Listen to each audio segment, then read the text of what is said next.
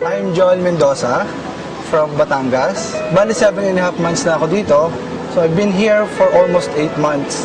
Nakilala ko si V-Mobile dahil dun sa tita ko.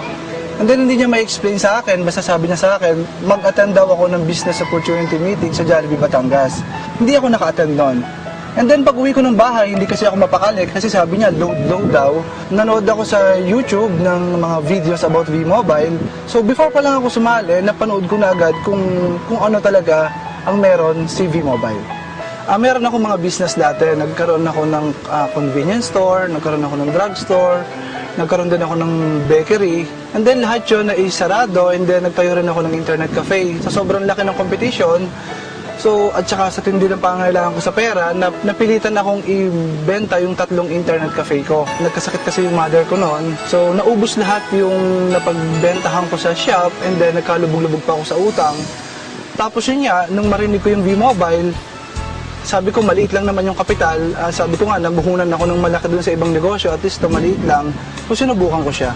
Ang ginawa ko kay V-Mobile nung mag-start ako, syempre pinag-aralan ko talagang maigi kung paano ginagawa yung business. Kung ano yung mga napanood ko sa internet, yun lang din yung ginawa ko. Sa panonood ko ng video na yun, doon ko nalaman na meron palang mga team na kailangan niya pagkasumali ka, hindi porke may pera ka, sasali ka na. Ang importante dyan, piliin mo rin kung saang team ka sasali. Sa panonood ko ng mga videos na yun, napanood ko yung High Friend video ni Mr. Ramy Lasnar.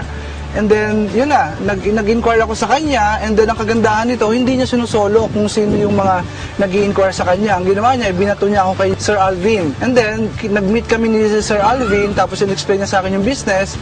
And then, makalipas yung ilang araw, kasi nga, hindi na ako makatulog noon. Sabi ko, parang nababaliw ako. Ang problema namin noon, yung pansali. Kasi nga, nagkabaon-baon na kami sa utang.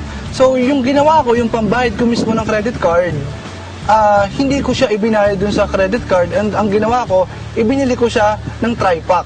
Yun na nag-start yung business. Nakuha ko yung first check ko after 5 days nang sumali ako. Yun, masayang-masaya ako noon.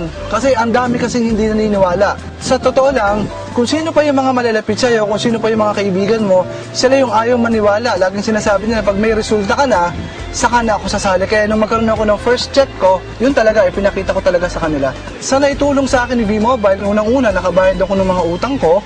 Pangalawa, nasusuportahan ko na yung pamilya ko. Nabayaran ko na yung sasakyan ko na dati namumroblema ako kung saan ako nang hihuhulog. And then dahil kay V-Mobile, nabayaran ko na siya ng buo. Tapos, ang isang pinakamalaking naitulong sa akin ito, araw-araw na dudugsungan ko yung buhay ng nanay ko kasi nagpapadialysis siya. Yun ang isa sa pinakamaganda na binigay sa akin ni V-Mobile. Sa pagbabago sa buhay, napakalaki ng pagbabago. Unang-una yung paniniwala ko na sa networking walang yumayaman, walang umaasenso, na hindi sila totoo. Nung pumasok na ako dito, doon ko siya naintindihan lalo at doon ko naisip na yung pagtulong talaga sa tao, doon mas malaki yung babalik sa'yo. Mas marami kang natutulungan, mas marami yung biyaya na bumabalik sa'yo.